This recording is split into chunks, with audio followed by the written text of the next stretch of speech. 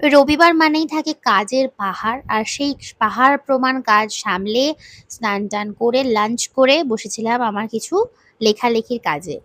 লিখতে লিখতে ভীষণই ঘুম পাচ্ছিল, আর তার সাথে যেটা বেশি হচ্ছিল সেটা হচ্ছিল মন খারাপ। কারণ সত্যি কথা বলতে আমি বাড়িতে তো থাকি না।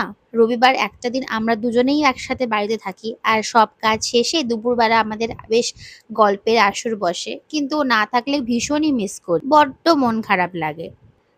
তাই লেখালেখি শেষে একটুখানি শুলাম ঘুমানোর জন্য, বাট তাও ঘুম আসছিল না। কি করা যায় কিছুই ভালো লাগছিল না।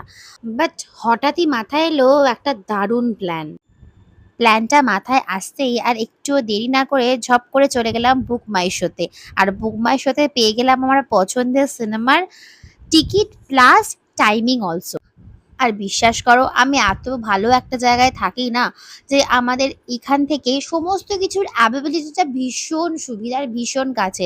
সেটা সিনেমা দেখা হোক, ভালো খাওয়া হোক, ভালো কোথাও যাওয়া হোক, যে কোনো জেলায় যাওয়া হোক, সব কিছুই আমাদের হাতের মুঠোয়।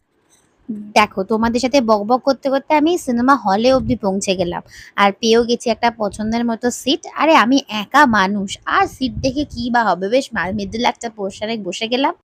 আর ২ ঘন্টা পুরো রিল্যাক্স করলাম একেন বাবু আর তার টিমের সাথে। মন খুলে হাসলাম আর ভীষণ এনজয় করলাম।